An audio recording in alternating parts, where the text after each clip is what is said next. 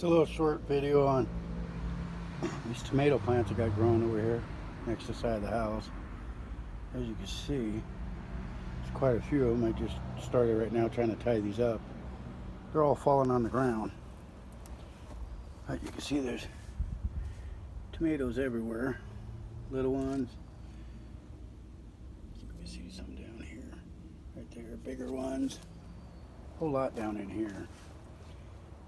A little hard to see, but they're everywhere. I planted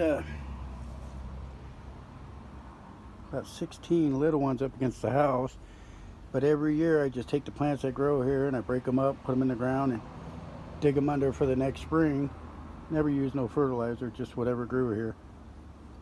This year, all the tomato plants I planted under the ground, because I ended up with like 1,000 little cherry tomatoes that didn't get ripe enough, and they all started to grow.